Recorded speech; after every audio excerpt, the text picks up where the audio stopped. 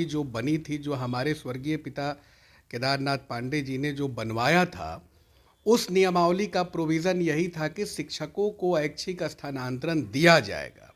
हमने आज मुख्यमंत्री जी को भी कहा कि आपने ही 2020 में हमारे स्वर्गीय पिताजी के कहने पे ऐच्छिक स्थानांतरण का प्रोविज़न दिया और आपने कहा कि एक मामूली परीक्षा लेंगे, लेकिन बार बार शिक्षा विभाग कहता है कि 1 फरवरी से जो आप आवेदन कीजिए उसमें 3 जिला का विकल्प मांगता है, जो कहीं से ठीक नहीं है। नमस्कार, आप न्यूज फाउंडेशन देख रहे हैं। मैं हूं आपके साथ वंदना। बिहार के मुख्यमंत्री नीतीश कुमार महागठबंधन से अलग होकर एनडीए की सरकार बनाई। हालांकि अभी बिहार में मंत्रिमंडल का विस्तार नहीं हुआ है, लेकिन शेष कुछ काम जो बचे हुए हैं पिछले सरकार में, इन तमाम मुद्दों को लेकर शिक्षा विभाग से जुड़ा हुआ है। इन तमाम मुद्दों को लेकर के जो है सारण शिक्षक निर्वाचन क्षेत्र के पूर्व प्रत्याशी रहे आनंद पुष्कर आज मुख्यमंत्री नीतीश कुमार से मुलाकात किए हैं।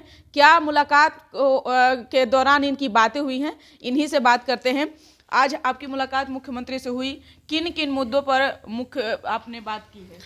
देखिए वंदना जी, सबसे पहले तो बात यह है कि अभी शिक्षा विभाग का एक ज्वलंत मुद्दा है। उस मुद्दे को लेके आज बिहार के माननीय मुख्यमंत्री जी से हमारी मुलाकात हुई और मैं गया था तो मैंने कहा, एक्चुअली जब बिहार विशिष्ट शिक्षक नियमावली 2023 26 दिसंबर को जब यह नियमावली आई थी, उसी वक्त बिहार के माननीय मुख्यमंत्री नीतीश कुमार जी से मुझे दूरभाष पे बात हुई थी और मैंने उनको उस समय बधाई भी दिया था और कहा भी था कि आज हमारे स्वर्गीय श्री पिताजी स्वर्गीय केदारनाथ पांडे जी का जो स्वप्न था, वो चाहते थे कि नियोजित शिक्षकों को पंचायती राज व्यवस्था से अलग करके उनको राज्यकर्मी का दर्जा दिया जाए।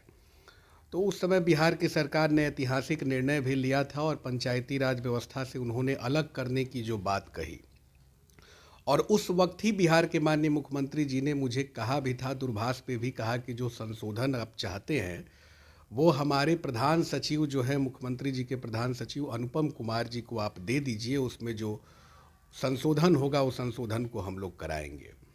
आपने भी देखा होगा कि 27 दिसंबर को मैं तुरंत जाके अनुपम कुमार जो मुख्यमंत्री जी के प्रधान सचिव हैं उनको मैंने दिया। उन्होंने शिक्षा विभाग में भी संशोधन वाली हमारी जो संचिका थी वो चली भी गई, जो मुख्य बिंदु हमने संशोधन के लिए दिया था। लेकिन हमने देखा कि अब तक विभाग ने सक्षमता परीक्षा को भी जारी कर दिया। 1 फरवरी से वो कहा कि आप आवेदन देना शुरू कर दीजिए। उसमें मूल जो सबसे बड़ी समस्या है कि माननीय मुख्यमंत्री जी ने ऐतिहासिक गांधी मैदान में घोषणा के क्रम में यही बात कहा था कि हम एक मामूली परीक्षा लेंगे, जिसको आज हमने याद भी दिलाया उनको। लेकिन उसमें विभाग कहता है कि आप मामूली परीक्षा के साथ साथ वह 3 जिले का विकल्प मांग रहा है और यह कह रहा है कि मेधा अंक के साथ आपको हम जिला स्थानांतरण करेंगे।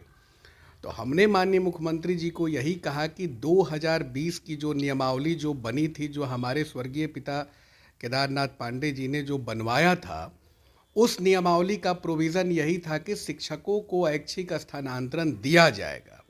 हमने आज मुख्यमंत्री जी को भी कहा कि आपने ही 2020 में हमारे स्वर्गीय पिताजी के कहने पे ऐच्छिक स्थानांतरण का प्रोविज़न दिया और आपने कहा कि एक मामूली परीक्षा लेंगे, लेकिन बार बार शिक्षा विभाग कहता है कि 1 फरवरी से जो आप आवेदन कीजिए उसमें 3 जिला का विकल्प मांगता है, जो कहीं से ठीक नहीं है।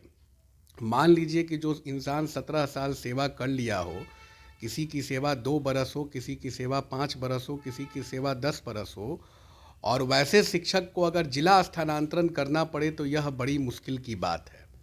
इस पे हमने मुख्यमंत्री जी का ध्यान आकृष्ट कराया। मुख्यमंत्री जी ने भी कहा कि नहीं, यह कहीं से ठीक नहीं है।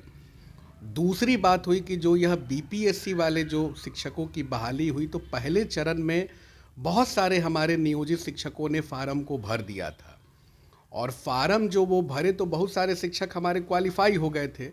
तो हमने इस ओर भी उनका ध्यान आकृष्ट कराया कि जो शिक्षक हमारे क्वालिफाई कर गए हैं या उनका दूर कहीं रैंडमाइजेशन हो गया है, तो वैसे शिक्षक जब अच्छे अंक प्राप्त कर लिए हैं बिहार लोक सेवा आयोग की परीक्षा में, तो वैसे शिक्षक की सक्षमता परीक्षा लेने की क्या आवश्यकता है? उनको तो जो विशिष्ट शिक्षक नियमावली है उसी की अधिसूचना की तिथि से आपको लागू कर देना चाहिए। इस ओर भी हमने उनका ध्यान आकृष्ट कराया और भी जितनी बिंदु थी 10, 20, 30 वर्षा का लाभ देने का, प्रोन्नति का मामला था, जो हमारे स्वर्गीय पिता ने जो एजेंडा को बनाया था, जो संशोधन चाहते थे, इस ओर मैंने उनका ध्यान आकृष्ट भी कराया।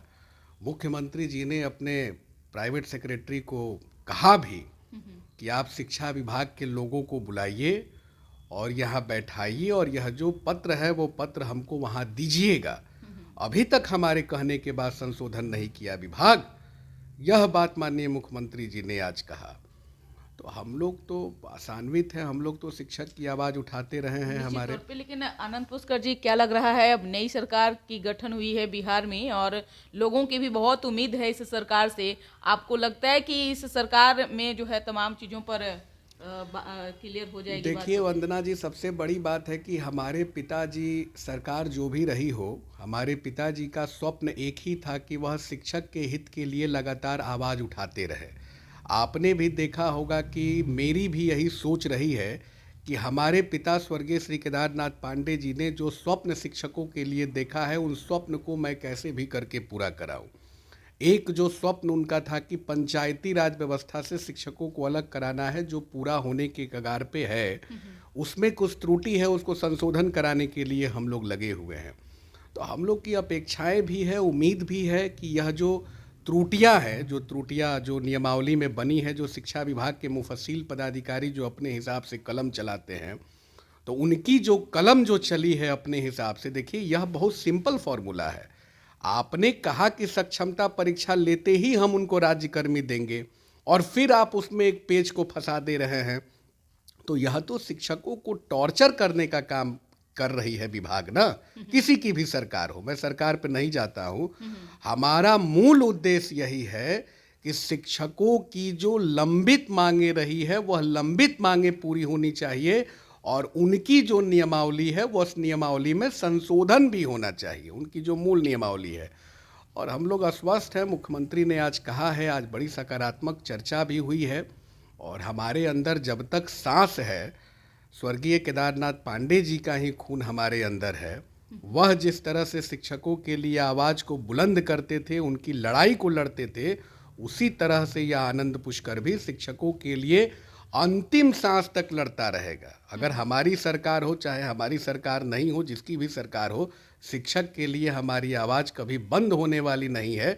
उनकी मांग को मनवाना यही हमारा दायित्व और कर्तव्य भी बनता है। लगता है कि आपकी बातों का असर जो है मुख्यमंत्री पर होगा और अभी जो टॉर्चर शिक्षक सह रहे थे, शिक्षा विभाग जो लगातार फरमान जारी किया और उसकी चपेट में तमाम शिक्षक आ गए हैं, तो लगता है कि अब इन तमाम चीज़ें जो है वह क्लियर हो जाएगी। देखिए सबसे बड़ी बात है, हमको तो बड़ा 1 बरस से हम लोग जो देख रहे हैं, हमने देखा कि पता नहीं शिक्षा विभाग कुछ समझ नहीं पा रहा है कि रिसर्च करना चाहता है कि एक्सपेरिमेंट करना चाहता है। नया नया प्रयोग प्रतिदिन शिक्षा विभाग कर रहा है। आप देख लीजिए कि 4 बजे तक विद्यालय का समय था, अब शिक्षा विभाग उसको 5 बजे तक कर दिया। आप देख नहीं रहे हैं कि दूर दूर महिला रहती है, दूर दूर महिला जाती है, आपको ट्रांसपोर्टेशन की व्यवस्था नहीं है, उनको अच्छे से जाने की व्यवस्था नहीं है, ठंड का दिन है, दिन में तो और भारी असुविधा है। और अपर मुख्य सचिव को यह थोड़ी सी भी मानवता उनके अंदर नहीं, नैतिकता थोड़ी भी नहीं बची हुई है। जब हमारे बिहार के प्रतिभावान शिक्षक, बिहार के मुख्य सचिव जो 9 से 4 बजे तक, 10 से 4 बजे तक वो पढ़े और बिहार के मुख्य सचिव बन गए कैबिनेट की बैठक में, उनसे जब माननीय मुख्यमंत्री जी ने पूछा तो उन्होंने कहा कि मैं तो 10 से 4 बजे तक पढ़ा हूँ। तो आप फिर जबरदस्ती बिहार के गरीब बच्चों को जब आप शिक्षा दे रहे हैं तो आप उनको 9 से 5 बजे तक क्यों बैठा रहे हैं, आप शिक्षक को भी टॉर्चर कर रहे हैं। तो जो पूर्वजों की जो बनाई हुई व्यवस्था रही है, उस व्यवस्था को सुचारू ढंग से चलना चाहिए। जो छुट्टी की जो सूची उनकी बनी है, यथावत उनकी छुट्टी की सूची होनी चाहिए। और आज जो हमारी बात मुख्यमंत्री जी से हुई, मैं तो लगातार मुख्यमंत्री जी से शिक्षकों के क्रम में हर बार मिलते रहा हूँ, प्रत्येक बार जब भी मिलता हूँ बात होती है, शिक्षक की ही बात होती है। 26 दिसंबर को भी जब नियमावली आई, मैं सौभाग्यशाली हूँ, मुख्यमंत्री ने मुझे फ़ोन किया और फ़ोन करके भी उन्होंने कहा कि मैंने कर दिया।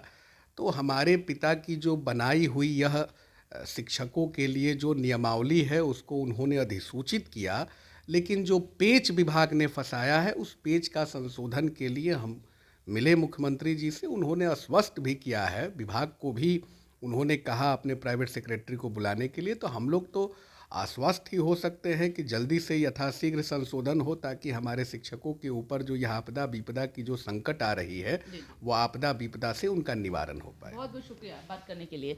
तो आपने सुना कि क्या कुछ कहना था शिक्षकों के नेता आनंद पुष्कर का। इन्होंने कई मुद्दों को लेकर के जो है आज मुख्यमंत्री से मुलाकात की है और इन्हें बहुत ही जल्द जो है इसका उम्मीद है कि पॉजिटिव रिजल्ट निकलेगा और शिक्षक लगातार जो अभी परेशान चल रहे हैं और उन्हें तरह तरह की कठिनाइयों का सामना करना पड़ रहा है, तो इन तमाम चीज़ों से जो है मुख्यमंत्री को अवगत कराया है। जल्द ही इन तमाम चीज़ों से जो है मुक्ति शिक्षकों को मिल जाएगी। इस पर बस इतना ही। बने रहिए न्यूज़4नेशन के साथ। तब तक के हमारे चैनल को सब्सक्राइब नहीं किए हैं तो कर लीजिए। धन्यवाद।